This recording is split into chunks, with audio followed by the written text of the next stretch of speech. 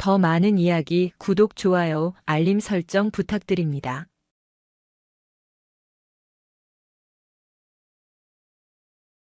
야, 이봐. 거기 헬멧 쓴 년아 귀 먹었어? 서울 송파구 잠실동 한강공원 둔치에 위치한 헬기장에는 강한 강바람이 몰아치고 있었다.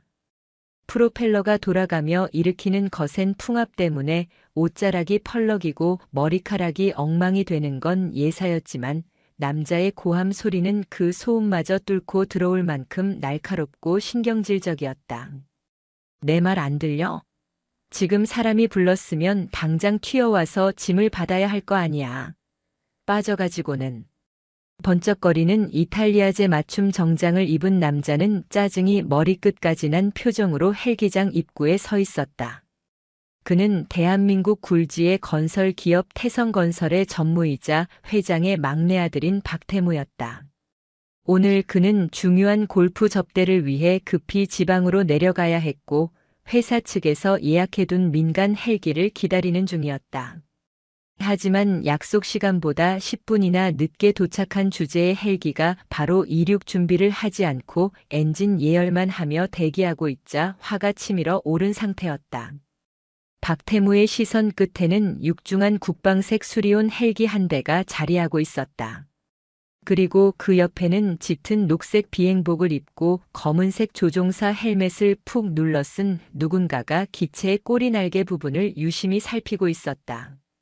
어이, 거기 정비병인지 나발인지 동작 안 빨라? 박태무는 옆에 서 있던 비서가 들고 있는 골프 가방을 거칠게 낚아채더니 헬기 쪽으로 성큼성큼 걸어갔다. 비서가 당황하며 그를 말리려 했다. 전무님, 저 헬기는 저희가 예약한 기체가 아닌 것 같습니다. 군용 도색이 되어 있는데 확인해 보겠습니다. 시끄러워. 내가 낸 세금으로 굴러가는 게 군대야. 급해 죽겠는데 찬밥 더운 밥 가리게 생겼어?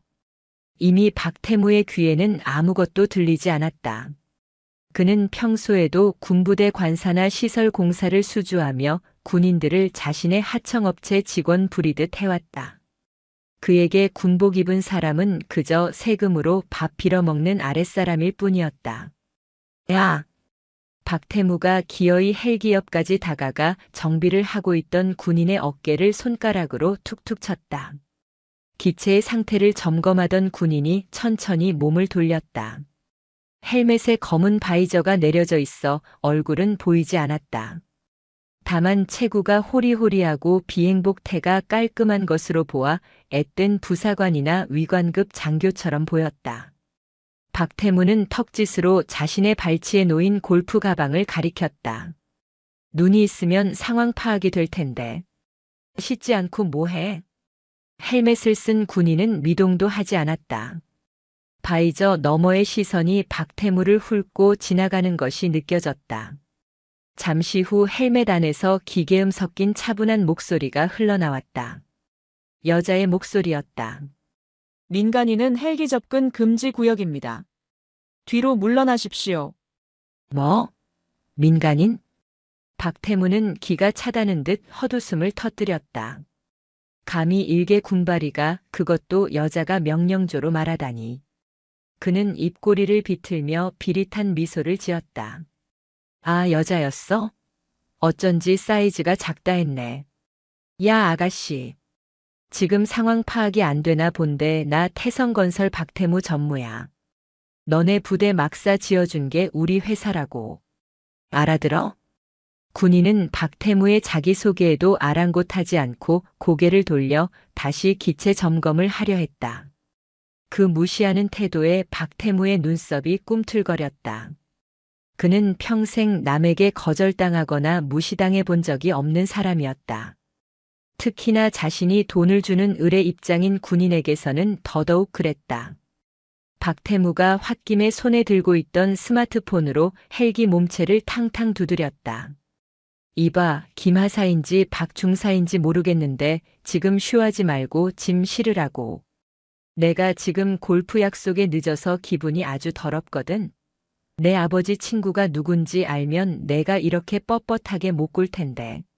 말씀 삼가십시오. 그리고 기체에 손대지 마십시오. 국가 중요 보안 시설입니다. 군인의 목소리에 서늘한 경고가 담겼다. 하지만 박태무에게는 그저 하찮은 자존심 싸움으로밖에 보이지 않았다. 그는 군납 비리로 엮인 장성들에게 뇌물을 먹이고 술 접대를 하며 군대를 자신의 뒷마당처럼 여겨온 인간이었다. 보안시설? 웃기고 자빠졌네. 야, 내가 낸 세금으로 산 고철 덩어리 만지지도 못해? 박태무는 보란듯이 발로 헬기의 타이어를 툭 걷어찼다. 퍽 하는 소리와 함께 군인의 행동이 딱 멈췄다. 정비를 하던 손길을 멈추고 천천히 박태무를 향해 정면으로 돌아선 것이다. 헬멧의 검은 바이저에 박태무의 거만하게 일그러진 얼굴이 비쳤다. 당장 사과하십시오. 뭐? 사과? 지금 군용 장비를 훼손하려 했고 작전 수행 중인 군인에게 모욕을 주었습니다.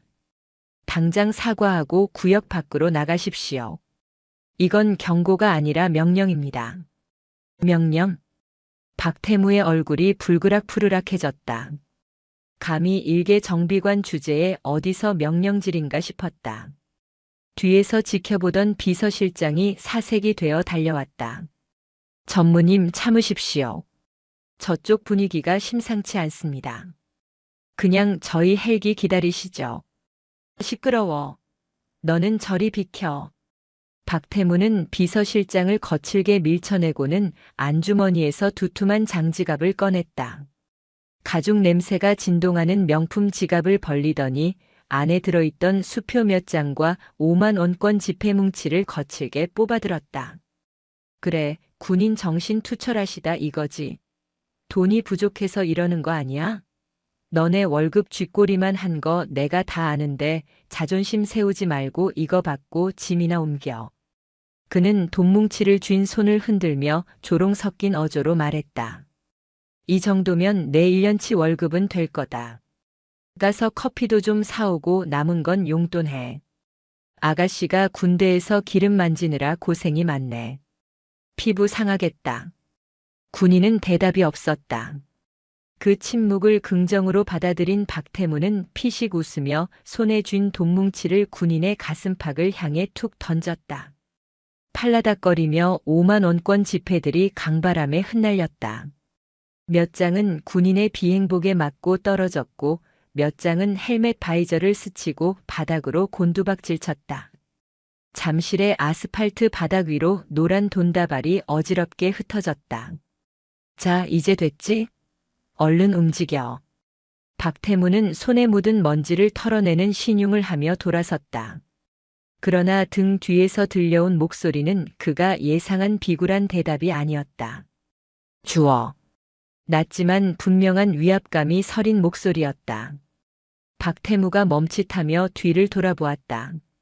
돈이 바람에 날려 사방으로 흩어지는 헬기장 한복판, 군인은 한 발자국도 움직이지 않은 채 꼿꼿하게 서 있었다.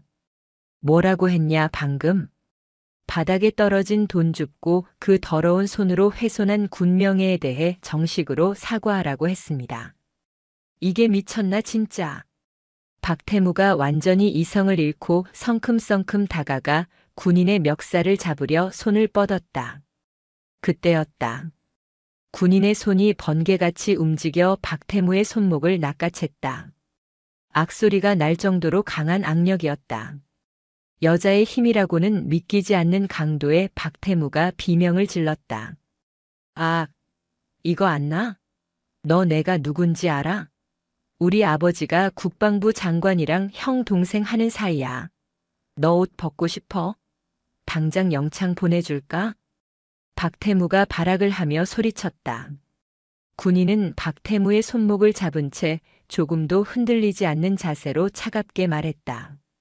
재벌가 자제분이라 세상 무서운 줄 모르시는 모양인데 여기는 당신네 회사 앞마당이 아닙니다. 그리고 군인은 잡고 있던 박태무의 손을 거칠게 뿌리쳤다. 박태무가 중심을 잃고 비틀거리며 뒤로 물러났다. 당신이 함부로 옷 벗길 수 있는 계급도 아니고. 군인이 천천히 헬멧의 턱끈을 풀었다. 딸깍 하는 소리가 묘하게 헬기장 전체에 울려 퍼졌다. 박태무는 씩씩거리면서도 기묘한 긴장감에 침을 꿀꺽 삼켰다. 바람에 흩날리는 돈다발 사이로 군인이 양손으로 헬멧을 들어 올렸다. 눌려있던 검은 단발머리가 찰랑이며 드러났다. 드러난 얼굴은 40대 초반 정도로 보였으나 피부가 맑고 눈매가 살아있어 실제 나이보다 훨씬 젊어 보였다. 하지만 박태무의 시선을 사로잡은 것은 그녀의 미모가 아니었다. 헬멧을 벗자 비로소 드러난 비행복의 양쪽 어깨. 그곳에는 은실로 자수 놓인 커다란 별 하나가 아침 햇살을 받아 번쩍이고 있었다. 무궁화 받침 위에 솟아오른 하나의 별 준장이었다. 순간 헬기장에는 헬기의 엔진 소리마저 잦아든 것 같은 정적이 흘렀다.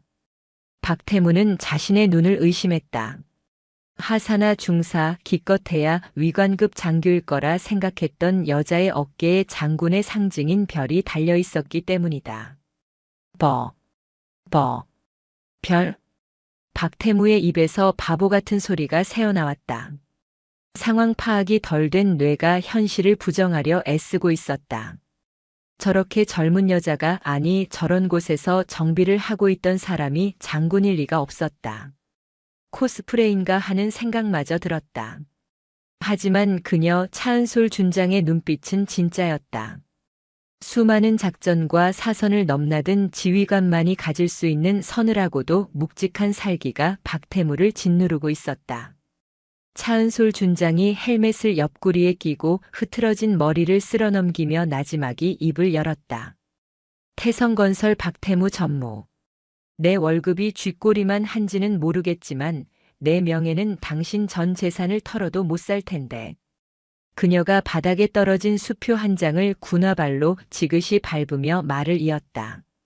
어디 계속 지져보시지. 국방부 장관 친구라는 아버지 믿고. 거짓말하지 마. 어디서 약을 팔아? 박태무는 뒷걸음질 치며 비명을 지르듯 소리쳤다. 그의 시선은 차은솔의 어깨 위에 놓인 별에 고정된 채 떨어질 줄 몰랐다. 햇빛을 받아 영롱하게 빛나는 은색 별. 대한민국 군대에서 장군이라는 호칭을 듣는 존재. 수십만 장병 중에서도 극소수만이 오를 수 있다는 그 자리에 눈앞에 이 젊은 여자가 서 있다는 사실을 그는 도저히 받아들일 수가 없었다. 야, 비서실장. 이거 확인해봐. 요새는 개나 소나 코스프레하고 돌아다닌다며? 어디서 가짜 계급장 달고 와서 사기를 쳐? 박태무는 현실을 부정하기 위해 필사적이었다. 그는 차은솔이 진짜 장군일 리 없다고 스스로에게 최면을 걸었다. 자신의 상식 속에서 장군은 배가 나오고 머리가 희끗한 늙은 남자여야만 했다. 헬멧을 벗은 차은솔의 모습은 땀에 젖은 머리카락이 이마에 붙어있는 그저 예쁘장한 여자로밖에 보이지 않았다. 비서실장이 스마트폰으로 급하게 검색을 시작했다. 그의 손가락이 덜덜 떨리고 있었다. 전무님. 육군 준장 차은솔. 검색 결과가 있습니다. 육군항공작전 사령부 소속. 최연소 여성 장군 진급자. 뉴스 기사도 있습니다. 비서실장이 창백하게 질린 얼굴로 스마트폰 화면을 박태무에게 내밀었다. 화면 속에는 정복을 입고 대통령에게 삼정검을 수여받는 차은솔의 사진이 선명하게 박혀 있었다. 눈앞에 있는 기름때 묻은 비행복을 입은 여자가 사진 속의 그 인물임이 틀림없었다. 박태무가 거칠게 비서실장의 손을 쳐냈다. 스마트폰이 바닥으로 떨어져 액정이 박살났다. 시끄러워. 사진이야 조작하면 그만이지. 야, 너 얼마 받았어? 경쟁사에서 보냈냐? 나 망신 주려고 작정하고 연기하는 거지. 끝까지 억지를 부리는 박태무를 보며 차은솔은 싸늘한 미소를 지었다. 그녀는 더 이상 그와 말을 섞는 것조차 시간 낭비라고 판단했다. 차은솔은 허리춤에 차고 있던 무전기를 들었다. 부관, 지금 어디지? 치직거리는 잡음과 함께 다급한 남자의 목소리가 터져 나왔다. 현재 헬기장 입구 통과했습니다. 1분 내로 도착합니다. 준장님 무슨 일 있으십니까? 도착하면 알게 될 거야. 헌병대도 같이 대기시켜. 알겠습니다. 무전을 끄는 차은솔은 바닥에 흩어진 돈다발을 다시 한번 내려다보았다. 바람에 날려 여기저기 흩어진 5만 원권들이 마치 박태무의 갈기갈기 찢긴 인성처럼 보였다. 당신은 지금 인생에서 가장 비싼 수업료를 낸 거야. 그 돈 절대 줍지 마. 증거물 보존해야 하니까. 뭐? 증거물? 그때 헬기장 입구 쪽에서 굉음과 함께 검은색 군용 세단 한 대가 미친 듯이 질주해 들어왔다. 타이어 타는 냄새를 풍기며 급정거한 차량의 문이 열리고 정복 차림의 육군 대위가 튀어내렸다. 차은솔의 전속 부관 강준호 대위였다. 강준호는 차에서 내리자마자 헬멧을 들고 서 있는 차은솔과 그 앞에 널브러진 돈다발, 그리고 멍하니 서 있는 박태무를 번갈아 보았다. 상황을 파악하는 데는 3초도 걸리지 않았다. 강준호의 얼굴이 순식간에 붉게 달아올랐다. 그는 군인이기 이전에 차은솔을 존경하는 부하로서 피가 거꾸로 솟는 기분을 느꼈다. 단결. 준장님, 괜찮으십니까? 강준호가 우렁차게 경례를 붙였다. 그 목소리가 어찌나 큰지 박태무가 움찔할 정도였다. 차은솔은 가볍게 손을 들어 답례했다. 나는 괜찮아. 다만 저기 저 민간인이 내 기분을 좀 상하게 하네. 강준호가 무서운 형상으로 박태무를 노려보았다. 건장한 체격의 특전사 출신인 강준호가 뿜어내는 위압감은 박태무의 비서들이 감히 앞을 막을 엄두도 못 낼 정도였다. 당신입니까? 상관에게 돈을 집어던진 게. 아니, 그게 아니라. 나는 그냥 팁을 좀 주려고. 박태무가 횡설수설하며 변명했다. 강준호는 으득 이를 갈며 한 걸음 더 다가갔다. 대한민국 장군에게 팁? 당신 제정신이야. 이건 상관 모욕죄의 국군 전체를 능멸한 행위야. 강준호의 고함에 박태무는 찔끔하며 뒤로 물러났다. 하지만 그는 본능적으로 자신이 궁지에 몰렸음을 깨닫자 오히려 적반하장으로 나오기 시작했다. 믿을 구석은 오직 돈과 인맥뿐인 자의 추악한 발악이었다. 야, 이 군발이 새끼들이 진짜. 그래, 장군이면 다야. 너네 월급 누가 주는데?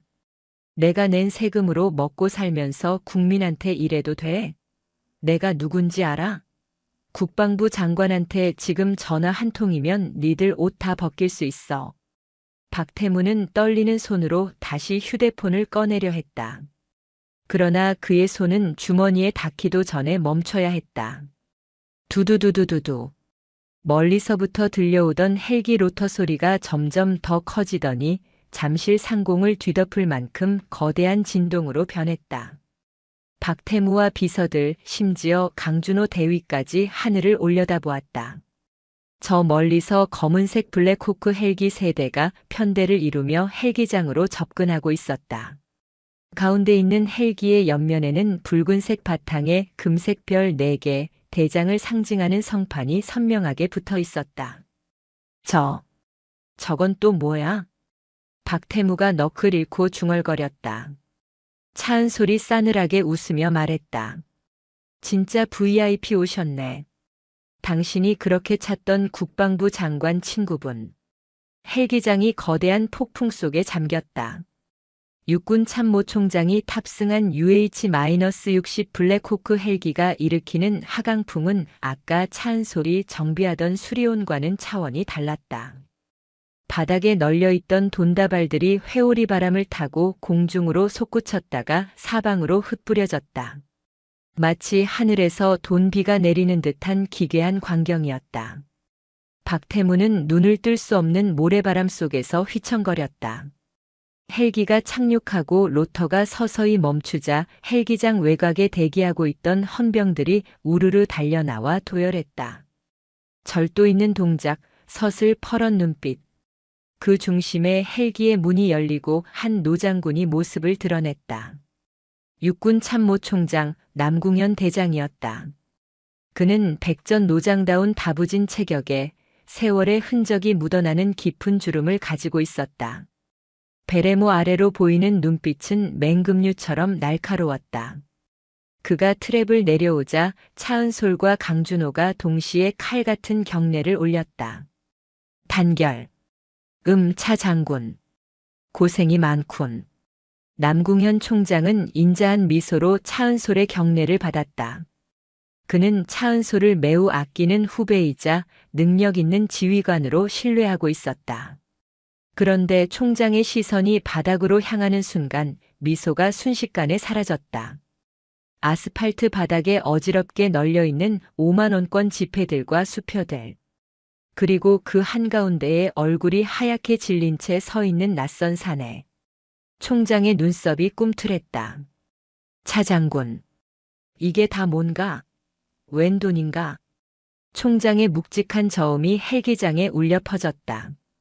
차은솔은 흐트러짐 없는 자세로 대답했다. 보고드립니다. 헬기 점검 중 민간인이 접근하여 통제하였으나 이에 불응하고 욕설과 함께 제 얼굴에 돈을 집어던졌습니다. 군인의 명예를 돈으로 사겠다는 의도로 보입니다. 뭐라? 남궁현 총장의 눈이 휘둥그레졌다.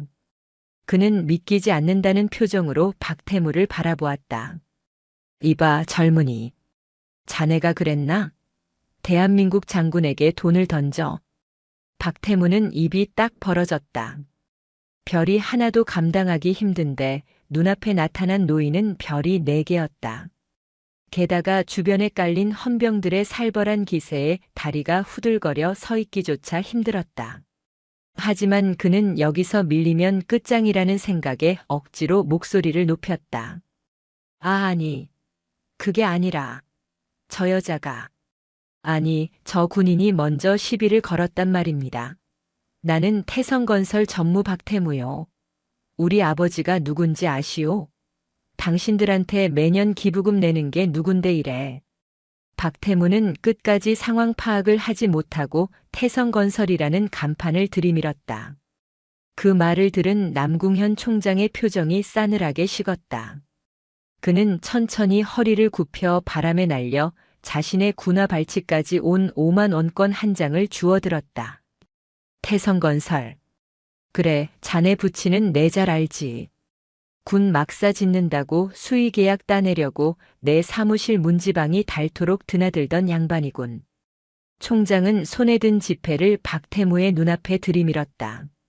자네는 이 종이 쪼가리가 우리 군인의 자존심보다 비싸다고 생각하나? 그건 내 부하, 그것도 일국의 장군이 자네 짐꾼이나 하려고 별을 단 줄 아나. 어디서 배워먹은 버르장머리야. 벼락 같은 호통이었다. 헬기장이 쩌렁쩌렁 울릴 정도의 성량의 박태무는 히익하고 숨을 들이키며 주저앉았다. 바지가 축축하게 젖어 들어갔다. 공포에 질려 오줌을 지린 것이다. 당장 이자를 체포해. 군형법상 초소 침범 상관 모욕 공무집행방해죄 현행범이다.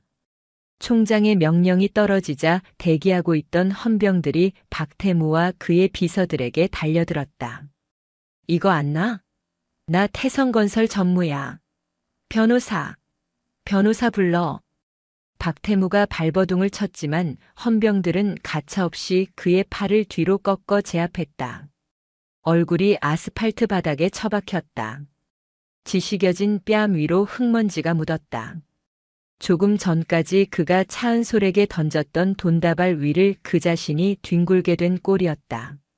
차은솔은 그 모습을 무감각하게 내려다보았다. 동정심 따위는 느껴지지 않았다. 변호사는 경찰서 가서 찾으시고. 헌병대로 먼저 가야겠네. 민간인이 군인, 그것도 장관급 장교를 모욕했으니 군 검찰이 아주 흥미로워할 겁니다. 상황은 일사천리로 진행되었다. 박태무와 그의 수행원들은 헌병대 차량에 구겨지듯 태워져 연행되었다. 헬기장은 순식간에 정리되었지만 바닥에 흩어진 돈다발은 증거물 체증을 위해 헌병 수사관들이 하나하나 번호를 매기며 사진을 찍고 있었다. 그 광경은 참으로 기이하고도 처량했다. 남궁현 총장은 혀를 차며 차은소를 돌아보았다. 차 장군 많이 놀랐겠군. 내 면목이 없네. 민간인 통제가 이리 허술해서야. 아닙니다, 총장님. 오히려 제가 헬멧을 쓰고 있어 오해를 산 부분도 있습니다. 허허, 겸손하긴. 자네가 잘못한 건 하나도 없어. 그나저나 저 친구 보통 내기가 아닌 것 같은데 뒤탈이 없겠나? 태성건설이면 꽤나 시끄러운 집안인데. 총장의 우려 섞인 말에 차은솔은 단호한 눈빛으로 대답했다. 법과 원칙대로 처리하겠습니다.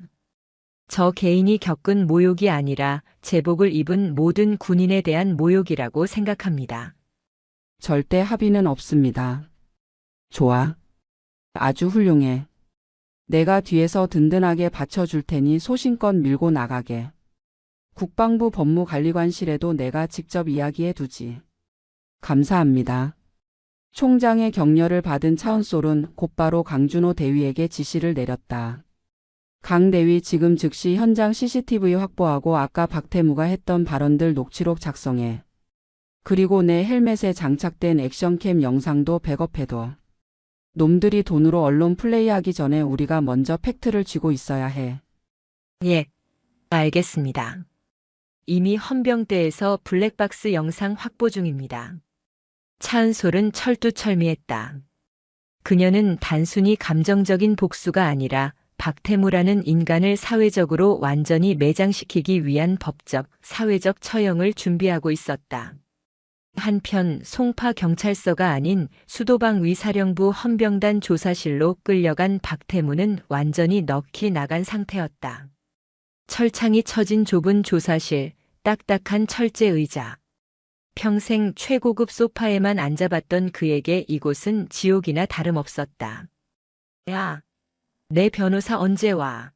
나 태성건설 박태무라고. 전화기 달란 말이야.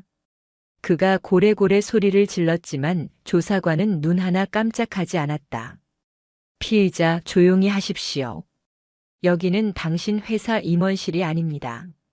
현재 당신은 군형법 제64조 상관 모욕 및 제74조 군용시설 침범 혐의로 긴급 체포되었습니다. 변호인 접견은 절차가 끝난 뒤에 가능합니다. 뭐? 군형법? 내가 민간인인데 무슨 군법이야? 이거 인권유린이야. 박태무가 책상을 치며 반발했지만 문이 열리며 들어온 국선 변호인이 아닌 태성건설 고문 변호사단이 들어오자마자 그의 희망은 절망으로 바뀌었다. 국내 1위 로펌의 변호사들이 사색이 된 얼굴로 박태무에게 귓속말을 전했다. 전무님, 상황이 아주 안 좋습니다. 뭐가 안 좋아? 돈으로 막으면 되잖아. 저 여자한테 얼마 주면 돼? 10억? 20억? 그게 상대가 합의 자체를 거부하고 있습니다. 그리고 변호사가 떨리는 손으로 태블릿 PC를 내밀었다. 지금 인터넷이랑 뉴스에 전무님 영상이 떴습니다. 실시간 검색어 1위입니다. 화면 속에는 갑질 재벌 3세, 여군 장군에게 돈다발 투척이라는 자극적인 제목과 함께 박태무가 차은솔의 얼굴에 돈을 던지고 삿대질을 하는 장면이 고화질로 재생되고 있었다. 헬멧에 달려있던 액션캠 영상이었다. 베스트 댓글. 와, 미친 거 아님? 원스타한테 돈을 던져. 간이 배 밖으로 나왔네. 저 여자 장군님 완전 멋있다. 흔들리지도 않네. 태성건설? 저런 기업은 불매운동 해야 함. 군납 비리도 털어보자. 국방부 장관 친구. 키읔키읔키읔 아빠 찬스 쓰다가 아빠까지 골로 가겠네. 여론은 들불처럼 번지고 있었다. 단순히 폭행 사건이 아니라 국군에 대한 모독이라는 프레임이 씌워지면서 전 국민적인 공분이 일어났다. 박태무의 얼굴은 흑빛으로 변해갔다. 에이, 이게 왜? 청와대 국민청원 게시판에도 전무님 처벌 청원이 올라왔는데 벌써 10만 명이 넘었습니다. 그리고 국방부에서 태성건설에 대한 모든 입찰 자격을 정지하겠다고 통보해 왔습니다. 끝이었다. 아버지에게 전화를 걸어 살려달라고 빌 틈도 없이 박태무의 세상은 무너져 내리고 있었다. 서울 용산구 국방부 검찰단 조사실의 공기는 무거웠다. 사방이 회색 방음벽으로 둘러싸인 좁은 공간, 책상 위에 놓인 스테인리스 컵 하나, 그리고 창백하게 질린 얼굴로 앉아있는 박태무. 불과 반나절 전만 해도 대한민국 상위 1%의 삶을 누리던 그는 이제 수의 대신 꼬질꼬질한 추리닝을 입은 초라한 피의자 신세였다. 변호사. 내 변호사 어디 갔어? 왜 아무도 안 와? 박태무가 쉰 목소리로 고함을 질렀지만 철문은 굳게 닫혀 있었다. 그가 아무리 소리쳐도 들어오는 사람은 없었다. 태성건설 법무팀이 총출동했다는 이야기를 들었는데 정작 그를 면회하러 오는 사람은 아무도 없었다. 불안감이 엄습했다. 손톱을 물어뜯으며 다리를 떨던 그때 철문이 덜컥 열렸다. 들어온 사람은 그가 기다리던 로펌의 대표 변호사가 아니었다. 날카로운 인상의 군 검찰관, 소령 계급장을 단 사내가 서류 뭉치를 들고 들어왔다. 그 뒤로 태성건설의 비서실장이 고개를 푹 숙인 채 따라 들어왔다. 김 실장. 야, 너 왜 이제 왔어? 아버지는? 아버지한테 말씀드렸어? 국방부 장관한테 전화하셨대? 박태무가 구세주라도 만난 듯 벌떡 일어나 비서실장에게 달려들었다. 하지만 비서실장은 박태무의 시선을 피하며 뒷걸음질 쳤다. 평소라면 굽신거렸을 그가 박태무의 손을 슬쩍 뿌리치기까지 했다. 전무님. 아니, 박태무 씨. 비서실장의 호칭이 바뀌었다. 박태무의 눈이 휘둥그레졌다. 뭐? 박태무 씨? 너 지금 돌았냐? 회장님께서 전화라고 하셨습니다. 비서실장은 품에서 하얀 봉투 하나를 꺼내 책상 위에 올려놓았다. 봉투 겉면에는 해임 통지서라는 글자가 선명하게 찍혀 있었다. 오늘부로 태성건설 전무직에서 해임되셨습니다. 그리고 회장님께서는 이번 사태에 대해 대국민 사과 성명을 발표하셨고 사회적 물의를 일으킨 자식과는 의절하겠다는 뜻을 명확히 하셨습니다. 뭐라고?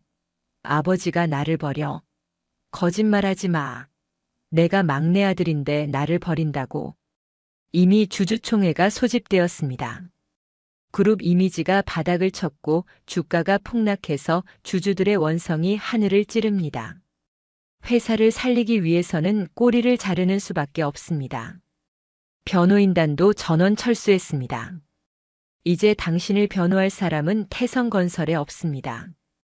비서실장은 차갑게 말을 마치고는 뒤도 돌아보지 않고 조사실을 나갔다.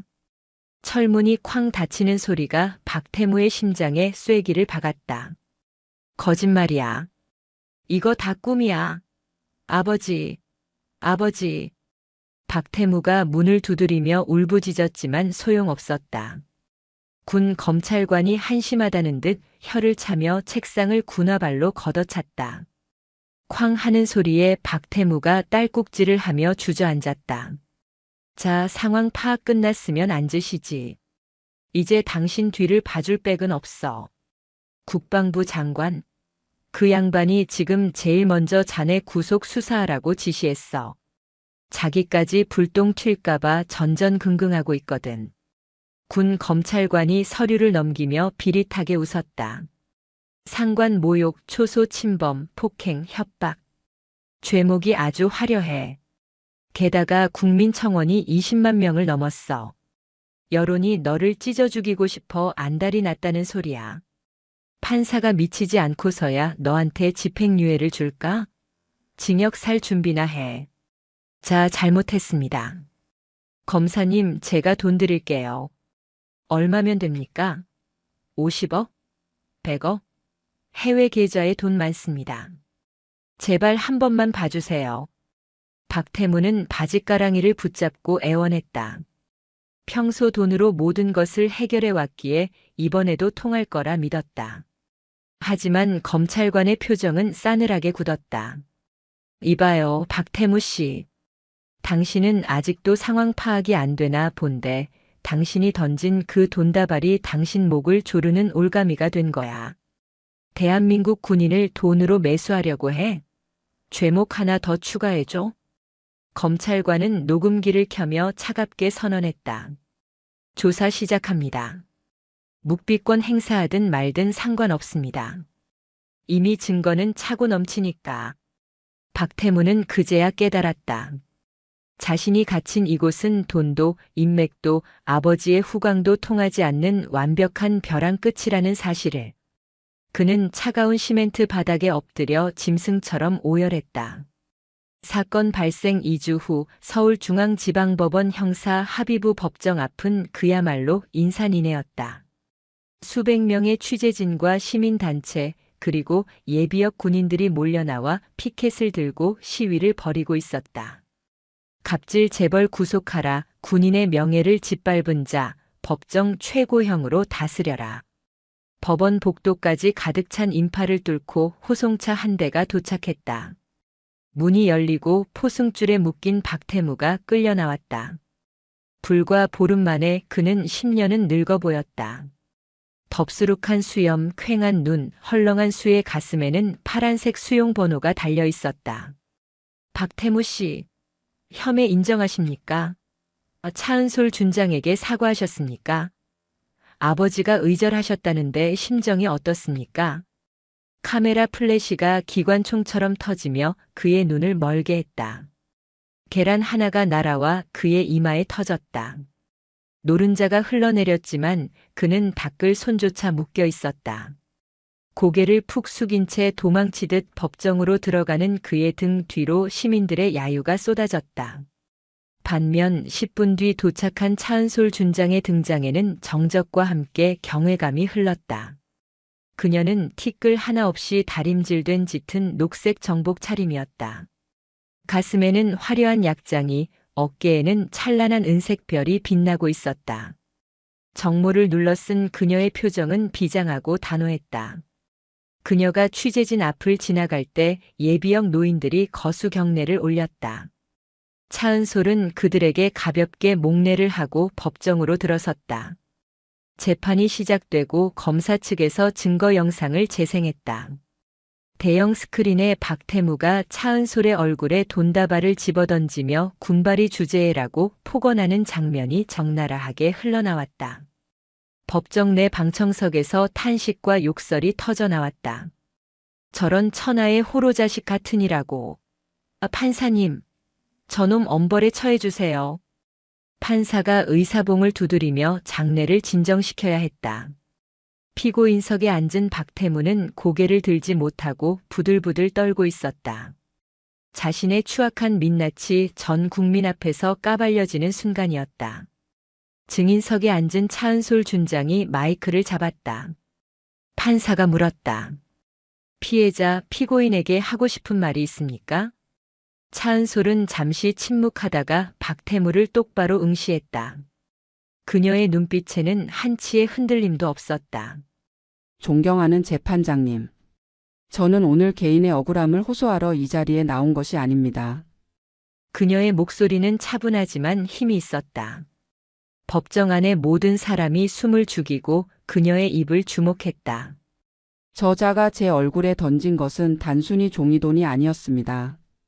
그것은 혹한의 추위와 자결하는 태양 아래서 조국을 지키기 위해 청춘을 바치고 있는 60만 국군 장병들의 자존심을 짓밟은 행위였습니다.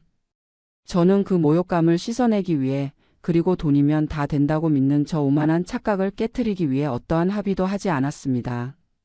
차은솔은 잠시 말을 멈추고 떨고 있는 박태무를 가리켰다.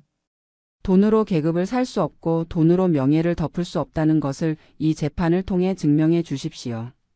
그래야 지금 이 순간에도 최전방 철책을 지키는 병사들이 자신의 군복을 부끄러워하지 않을 것입니다. 방청석에서 누군가 박수를 쳤다. 그 박수 소리는 순식간에 법정 전체로 퍼져나갔다. 판사조차 제지하지 않을 만큼 뜨거운 호응이었다. 검사가 자리에서 일어나 구형했다. 피고인은 반성의 기미가 없고 죄질이 극히 불량하며 국민적 공분을 샀습니다. 이에 검찰은 피고인 박태무에게 징역 5년을 구형합니다. 5년. 단순 폭행이나 모욕죄 치고는 이례적인 중형이었다. 그 소리를 듣는 순간 박태무의 다리가 풀렸다. 그는 자기도 모르게 자리에서 일어나 바닥에 엎드렸다. 판사님, 잘못했습니다. 장군님, 아니 차은솔 준장님, 제가 죽을 죄를 지었습니다. 제발 살려주세요.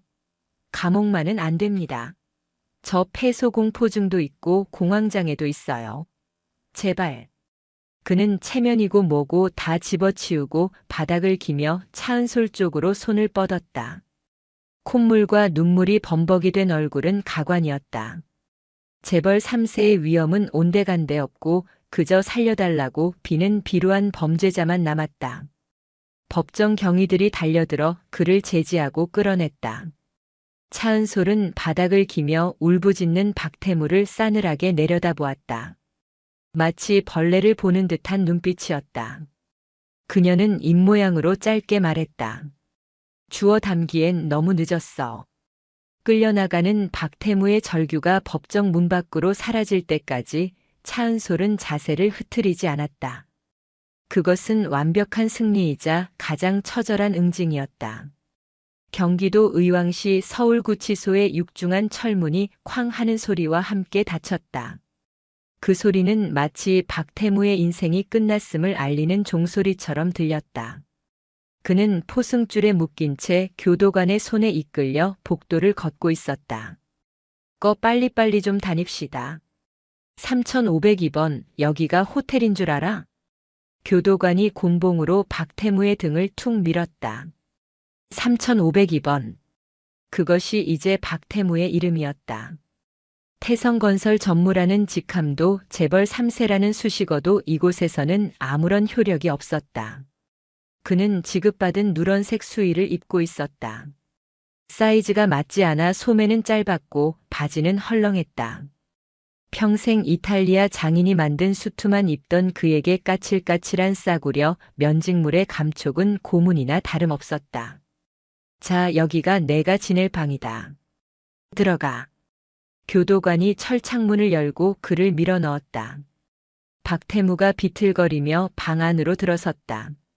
퀴퀴한 냄새가 코를 찔렀다. 땀 냄새와 곰팡이 냄새, 그리고 화장실 지린내가 뒤섞인 역겨운 악취였다. 방은 좁았다. 고작 1.5평 남짓. 성인 남성 서너 명이 누우면 발 디딜 틈도 없는 공간이었다. 그 좁은 방 안쪽 구석에는 밖이 훤히 들여다보이는 재래식 변기가 놓여 있었다. 그가 들어서자 방 안에 누워있던 3명의 사내들이 쓱 몸을 일으켰다. 그들의 눈빛은 먹잇감을 노리는 하이에나 같았다. 개중 덩치가 가장 크고 문신이 목까지 올라온 사내가 껌을 씹으며 박태무를 위아래로 훑어보았다. 이 방의 방장인 듯 했다. 어라? 이 면상 뉴스에서 많이 봤는데. 방장이 킬킬거리며 옆에 있던 멸치 같은 사내를 툭 쳤다. 야, 그 돈 지랄하던 재벌 2세인가 3세인가 걔 아니냐? 군인한테 돈 던졌다는 미친놈. 맞습니다, 형님. 우와, 실물로 보니까 더 재수없게 생겼는데요. 피부 뽀얀 거 보소. 박태무는 겁에 질려 벽으로 뒷걸음질 쳤다. 저는 어이 신입. 인사가 늦다. 무릎 안 꿇어. 방장의 목소리가 낮게 깔렸다. 박태무는 자존심이고 뭐고 챙길 여력이 없었다. 그는 엉거주춤 무릎을 꿇었다. 차가운 장판 바닥의 냉기가 무릎을 타고 올라왔다. 죄송합니다. 잘 부탁드립니다. 잘 부탁? 여기가 무슨 사교 클럽이야? 야, 너 돈 많다며? 우리 영치금 좀 채워줄 수 있냐? 방장이 비아냥거리며 다가왔다. 박태무는 고개를 저었다. 지금 계좌가 다 동결돼서 돈이 한 푼도 없습니다. 뭐야? 그럼 빈털털이네. 쓸모없는 새끼가 들어왔어. 방장이 박태무의 머리통을 손바닥으로 찰싹 때렸다. 짝 소리가 좁은 방 안에 울렸다. 태어나서 처음 맞아보는 딱이었다. 박태무의 눈에 눈물이 핑 돌았다. 너 같은 놈들이 밖에서 갑질하고 다닐 때 우리는 밑바닥에서 굴렀어. 군인? 야, 나도 전방에서 고생하다 왔는데 내가 군인을 무시해? 너 같은 놈은 좀 당해봐야 정신을 차리지. 방장은 정의감 때문이 아니라 그저 화풀이 대상이 필요했을 뿐이었다. 그는 박태무를 화장실 쪽으로 밀쳤다. 야, 오늘부터 화장실 청소는 내 담당이다. 변기 할자서라도 광나게 닦아놔. 그리고 잘 때 코 골면 죽는다. 박태무는 변기 옆 쭈그려 앉아 흐느꼈다. 점심시간이 되어 배식구로 플라스틱 식판이 들어왔다. 퉁퉁 불어터진 국수와 깍두기 몇 조각, 그리고 잡곡밥이었다. 평소라면 거들떠보지도 않았을 개밥 같은 음식이었다. 안 처먹어? 배가 불렀구만. 옆에 있던 죄수가 박태무의 식판을 뺏어가며 국물을 바닥에 쏟았다. 아주 지옥일 거다. 여기서는 내 아버지가 대통령이라도 못 구해줘. 얌전히 기어라. 박태무는 바닥에 쏟아진 국물을 멍하니 바라보았다. 배가 고팠지만 목구멍으로 아무것도 넘어가지 않았다. 며칠 전만 해도 롯데월드타워 시그니엘에서 와인을 마시던 자신이 지금은 변기 옆에서 밥도 못 얻어먹는 신세가 되었다는 사실이 믿기지 않았다. 밤이 되었다. 취침등 하나만 켜진 어두운 방. 박태무는 모포 한 장을 덮고 칼잠을 자야 했다. 옆 사람의 발냄새가 코를 찔렀고 누군가의 이가는 소리가 신경을 긁었다. 그는 소리 죽여 울었다. 후회는 늦었다. 차은솔 준장의 서늘한 눈빛이 그리고 그녀가 했던 말이 귓가에 맴돌았다. 주워 담기엔 너무 늦었어. 그날 밤 박태무는 악몽을 꿨다. 하늘에서 돈다발이 비처럼 쏟아지는데 그 돈들이 전부 날카로운 칼날로 변해 자신의 몸을 찌르는 꿈이었다. 그는 비명을 지르며 깨어났지만 그를 기다리는 것은 교도관의 욕설과 방장의 발길질 뿐이었다. 계절이 바뀌어 찬 바람이 불기 시작할 무렵 박태무에 대한 1심 선고 공판이 열렸다. 구치소 생활로 인해 반쪽이 된 박태무는 피고인석에 앉아 파리한 입술을 떨고 있었다. 방청석은 여전히 10,000원이었다. 하지만 이번에는 분위기가 달랐다. 분노보다는 냉소와 조롱이 가득했다. 몰락한 재벌의 최후를 구경하러 온 사람들이었다. 판사가 판결문을 낭독하기 시작했다. 피고인 박태무는 사회적 지위와 부를 이용하여 국가 안보를 수호하는 군 장성을 모욕하고 공공장소에서 위력을 과시하며 폭력을 행사했습니다. 이는 단순한 개인 간의 다툼을 넘어 국군 전체의 사기를 저하시키고 법질서를 경시하는 중대한 범죄입니다.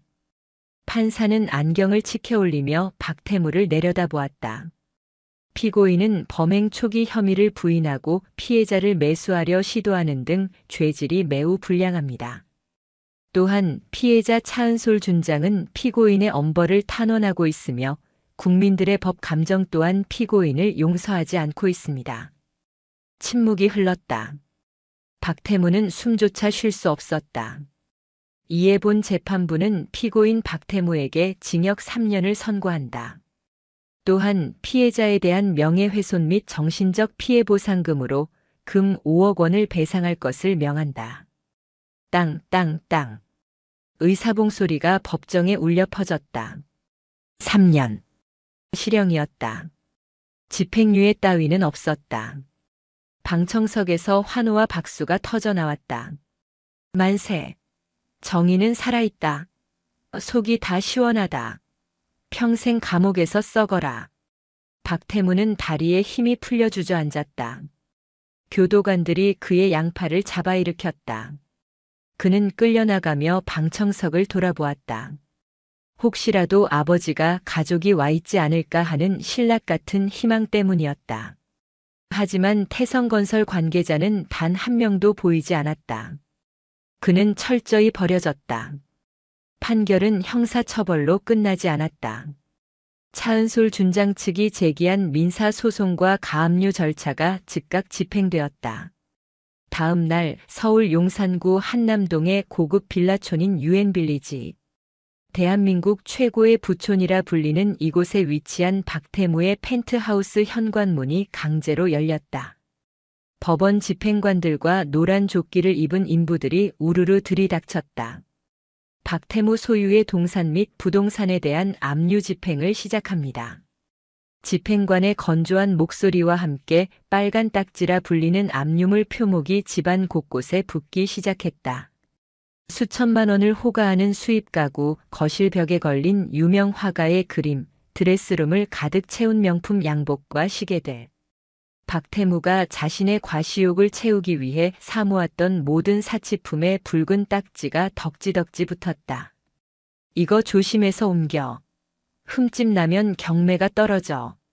인부들이 박태무가 가장 아끼던 1억 원짜리 오디오 시스템을 들어 날랐다.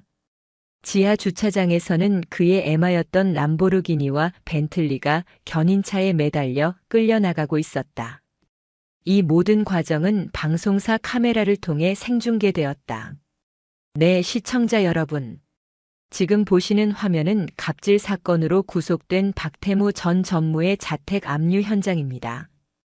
피해 보상금과 소송 비용, 그리고 태성건설 측이 제기한 손해배상 청구까지 겹치면서 박 전 전무는 사실상 빈털터리가 될 것으로 보입니다. 기자의 리포팅 뒤로 빨간 딱지가 붙은 박태무의 골프 가방이 트럭에 실리는 모습이 잡혔다. 그것은 사건 당일 그가 차은솔 준장에게 던지라고 시켰던 바로 그 가방이었다. TV 화면으로 그 모습을 지켜보던 사람들은 통쾌함을 감추지 못했다.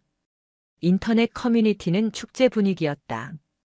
사이다 짤 생성 꺽 소화 다 됐다. 인과응보란 이런 것이지.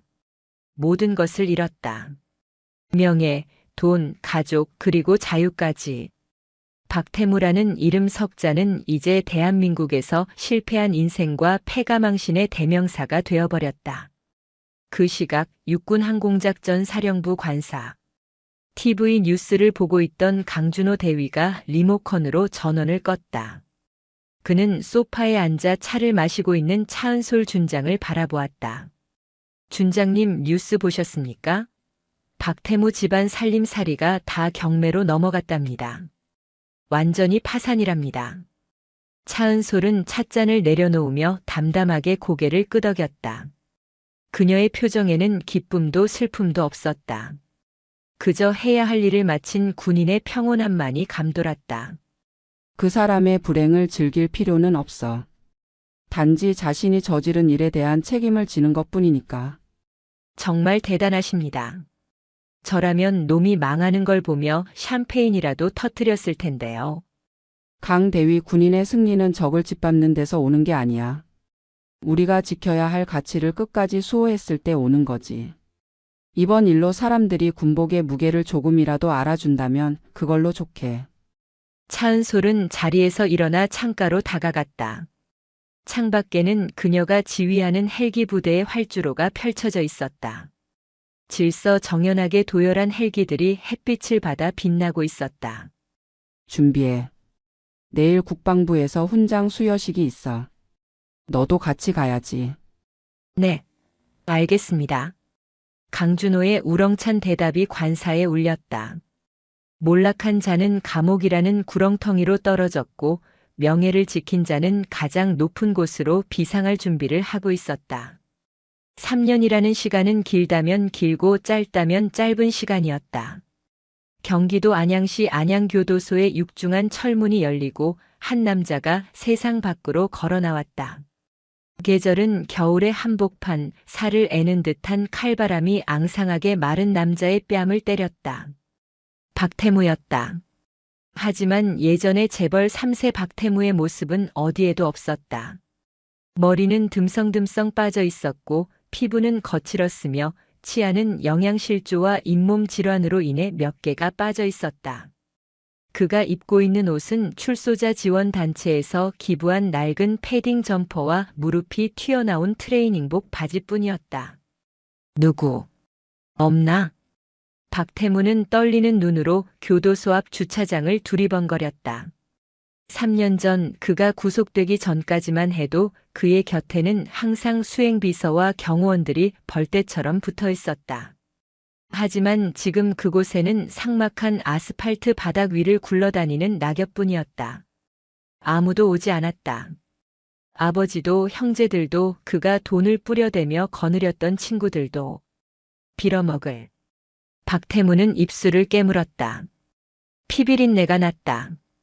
그는 주머니를 뒤적거려 꼬깃꼬깃한 1,000원짜리 지폐 몇 장과 동전을 꺼냈다. 교도소에서 노역을 하며 번 돈, 그리고 영치금 잔액을 합친 전 재산이었다. 고작 3만 원 남짓.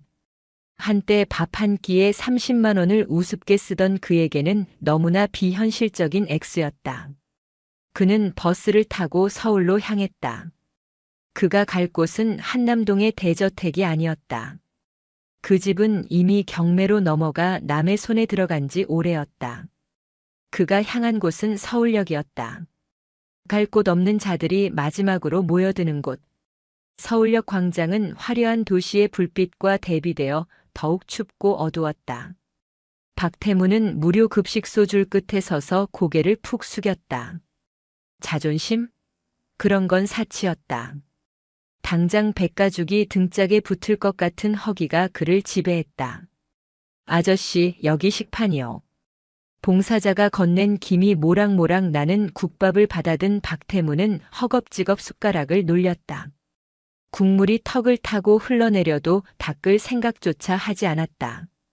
뜨거운 국물이 식도를 타고 넘어가자 그제야 눈물이 왈칵 쏟아졌다. 왜 나한테만 이런 일이 생기는 거야? 그는 여전히 반성보다는 억울함에 젖어 있었다. 그때였다. 서울역 광장 한편에 설치된 대형 전광판에서 뉴스 특보가 흘러나왔다. 속보 육군, 창군 이래 최초의 여성 군단장 배출 유력. 차은솔 소장, 국민 영웅으로 떠오르다. 박태무의 숟가락이 딱 멈췄다. 그는 홀린 듯 고개를 들어 전광판을 바라보았다. 화면 속에는 3년 전보다 더 기품 있고 강인해진 모습의 차은솔이 환하게 웃으며 인터뷰를 하고 있었다. 그녀의 어깨에는 이제 별 하나가 아닌 2개의 별소장이 달려 있었다. 국민 여러분의 성원 덕분에 군이 바로 설 수 있었습니다. 저는 이 별이 제 개인의 영광이 아니라 국민 여러분이 군에 보내주신 신뢰의 무게라고 생각합니다. 화면 속 그녀는 빛나고 있었다. 길거리의 노숙자들조차 화면을 보며 박수를 쳤다. 저 양반이 진짜 군인이지. 그때 그 재벌놈 참교육했을 때 내가 얼마나 속이 시원하던지. 옆에 앉아 밥을 먹던 노숙자가 킬킬거리며 말했다. 박태무는 황급히 고개를 숙여 얼굴을 가렸다. 자신의 이름이, 자신의 치부가 사람들 입에 오르내리는 것이 죽기보다 싫었다. 화면 속의 차은솔은 존경과 사랑을 받으며 승승장구하고 있는데 자신은 무료 급식소에서 밥이나 얻어먹는 신세라니. 박태무는 밥알이 모래알처럼 느껴졌다. 그는 먹던 밥을 남기고 도망치듯 자리를 떴다. 지하보도로 내려가 차가운 바닥에 신문지를 깔고 누웠다. 천장 위로 수많은 사람의 발자국 소리가 들렸다. 그들은 바쁘게 그리고 당당하게 자신의 삶을 살아가고 있었다. 박태무는 웅크린 채 눈을 감았다. 만약 그때 내가 사과했더라면, 아니 애초에 그 사람을 무시하지 않았더라면, 뒤늦은 후회가 밀려왔지만 시간을 되돌릴 수는 없었다. 그는 이제 박태무라는 이름조차 잊힌 채 서울역의 수많은 유령 중 하나가 되어가고 있었다. 그것이 그에게 내려진 감옥보다 더 가혹한 진짜 형벌이었다. 일주일 후 서울 용산구 전쟁기념관 평화의 광장. 구름 한 점 없이 맑은 가을 하늘 아래 수천 명의 인파가 운집해 있었다. 국군의 날 기념식이자 군 발전의 공로가 큰 지휘관들에게 훈장을 수여하는 날이었다. 군악대의 웅장한 연주가 광장을 가득 메웠다. 단상 위에는 대통령과 국방부 장관, 그리고 육해 공군 참모총장들이 도열해 있었다. 사회자가 마이크를 잡았다. 다음은 보국 훈장 국선장 수여가 있겠습니다. 수상자는 육군항공작전 사령부 제1여단장 차은솔 소장. 우와! 호명과 동시에 광장이 떠나갈 듯한 함성이 터져 나왔다. 단순히 군인들의 박수가 아니었다. 행사에 초청된 일반 시민들과 학생들, 그리고 온라인 생중계를 지켜보는 수만 명의 네티즌이 보내는 뜨거운 환호였다. 차은솔은 절도 있는 동작으로 단상 앞으로 걸어 나갔다. 티끌 하나 없는 정복, 가슴에 패용된 수많은 약장, 그리고 어깨 위에서 찬란하게 빛나는 두 개의 별. 그녀는 대통령 앞에 서서 힘차게 거수 경례를 올렸다. 충성. 대통령은 인자한 미소로 그녀의 가슴에 훈장을 달아주었다. 그리고 그녀의 손을 꼭 잡았다. 차 장군 고맙습니다. 장군 덕분에 우리 군의 위상이 아주 높아졌습니다. 돈과 권력 앞에서도 굴하지 않는 군인 정신, 그것이 바로 국민이 바라는 군의 모습입니다. 과찬의 말씀입니다. 저는 그저 제복 입은 군인으로서 해야 할 일을 했을 뿐입니다. 차은솔의 대답은 겸손했지만 목소리에는 흔들리지 않는 심지가 담겨 있었다.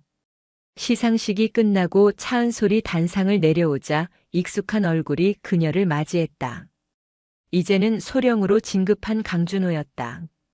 그는 눈가가 촉촉해진 채 씩씩하게 경례했다. 축하드립니다. 사령관님, 정말 멋지십니다. 강소령 눈물 닦아. 남들이 보면 주책이라고 한다. 차은솔이 피식 웃으며 강준호의 어깨를 두드렸다. 헬기 준비됐나? 예, 주기장에 대기 중입니다.